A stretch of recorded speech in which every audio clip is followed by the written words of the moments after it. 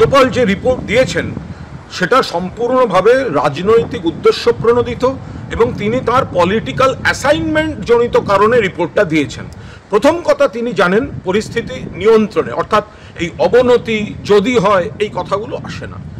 দুই, রাজ্যপাল এটাও জানেন যে ওই সীমান্তবর্তী এলাকায় সীমান্ত রাখার দায়িত্ব তাদের স্বরাষ্ট্র মন্ত্রকের, বিএসএফ এর। যদি ওপাশ থেকে এপাশে হামলাকারীরা ঢুকে উস্কানি দেয় বা অনুপ্রবেশকারী ঢোকে, এর দায়িত্ব বিএসএফ এর, যেটা দেখেন অমিত শাহ।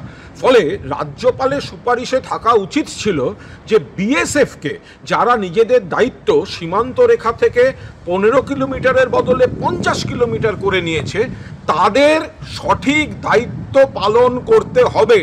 সেই সুপারিশের বদলে তিনি বাংলাকে একটু ইঙ্গিতপূর্ণ কলুষিত, একটু বিজেপিকে খুশি করার মতো একটা সুপারিশের ইঙ্গিত কি ইঙ্গিত, যদি কিন্তু এইসব লাগিয়ে তিনি যেটা করেছেন এটা একটা রাজনৈতিক পত্র, উদ্দেশ্য প্রণোদিতভাবে লেখা। যদি পলিটিক্যাল এজেন্ডা এক্সিকিউট করতে হতো, যেদিন জগৎ প্রকাশ নাড্ডা আমাদের সর্বভারতীয় সভাপতির কনভয়ের উপরে পাথর পড়েছিল, যেদিন ওনার গাড়ি আক্রমণ করা হয়েছিল, তারপরের দিন এই সরকারটা পশ্চিমবঙ্গে থাকতো না। বিজেপির জায়গায় ওখানে যদি কংগ্রেসের সরকার হতো, অতীতের কংগ্রেস হতো, যদি শ্রীমতী গান্ধী মুখ্যমন্ত্রী থাকতেন, যদি রাজীব গান্ধী মুখ্যমন্ত্রী থাকতেন, ওই ঘটনার পরে এই সরকারটা পশ্চিমবঙ্গে থাকতো না। যদি 27 দিনের মধ্যে 56 জন বিজেপি কর্মী খুন হবার পর এবং 27 জন বিজেপি মহিলা প্রকাশ্যে দাঁড়িয়ে নিজেদের গণধর্ষণের কথা বলার পরেও যখন সরকারটা আছে, তার মানে বিজেপি ওই রাজনীতি করে না। দীর্ঘদিন পরে রাজ্যে রাজ্যপাল আছে বলে আমাদেরও মনে হচ্ছে।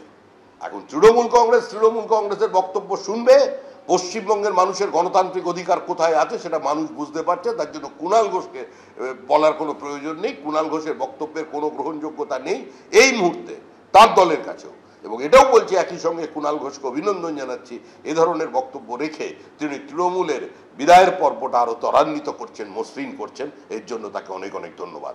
মালদা মুর্শিদাবাদে ওয়াকফ অশান্তি, প্রয়োজনে রাষ্ট্রপতি শাসন জারির সুপারিশ করলেন রাজ্যপাল। ওয়াকফ অশান্তি নিয়ে কেন্দ্রীয় স্বরাষ্ট্রমন্ত্রীকে রিপোর্ট দিয়েছেন রাজ্যপাল সিভি আনন্দ বোস। মুর্শিদাবাদে অশান্তির ঘটনা পূর্ব পরিকল্পিত, স্থানীয় প্রশাসন তা নিয়ন্ত্রণে ব্যর্থ হয়েছে, এই কথা উল্লেখ করছেন নিজের জমা দেওয়া রিপোর্টে রাজ্যপাল সিভি আনন্দ বোস। তিনি আরও উল্লেখ করেছেন, ধর্মীয় পরিচয়ের ক্ষেত্রে রাজনৈতিক শোষণ চলেছে, পরিস্থিতি যদি খারাপের দিকে এগোয় তাহলে 356 ধারা জারি করা হোক, এই সুপারিশ করছেন রাজ্যপাল। তিনি আরো বলছেন, মুর্শিদাবাদ এবং মালদায় স্থায়ীভাবে বিএসএফ ক্যাম্প বসানো হোক। বাংলায় আন্তর্জাতিক সীমান্তে জঙ্গি কার্য করা বড় চ্যালেঞ্জ প্রশাসনের কাছে। এখনো মুর্শিদাবাদে দাঙ্গা বিধ্বস্ত এলাকায় ভয়ের বাতাবরণ রয়েছে। মানুষের আস্থা ফেরাতে এবং পরিস্থিতি নিয়ন্ত্রণে আনতে সংবিধান অনুযায়ী ব্যবস্থা নেওয়া হোক, এই বিষয়টি বিবেচনা করুক কেন্দ্র, রিপোর্ট দিয়ে বলছেন রাজ্যপাল সিভি আনন্দ বোস।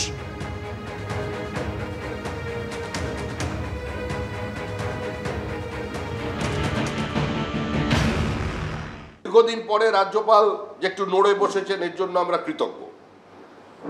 কিন্তু আমরা মনে করি এখানে সাংবিধানিক পরিকাঠামো সম্পূর্ণ ভেঙে পড়েছে। একই সঙ্গে কোনো নির্বাচিত সরকারকে 356 ধারা জারি করে ফেলে দেবার পক্ষে বিজেপি নয়, আমরা নীতিগতভাবে এর বিরোধী। আমরা মনে করি তৃণমূল কংগ্রেস স্বাভাবিকভাবেই তাদের রাজনৈতিক মৃত্যুর দিকে এগিয়ে যাচ্ছে। জগন্নাথ দেব যখন তাদের বঙ্গোপসাগরের পাড়ে টেনে নিয়ে এসছেন দীঘায়, জগন্নাথ দেবী তাদের বিসর্জন দিয়ে দেবেন। আর রাজ্যপাল কি মনে করেছেন, কি বুঝেছেন, রাজ্যপাল তার রিপোর্টে বলবেন। যারা সংবিধানের কাস্টোডিয়ান তারা সেটা মনে করবে।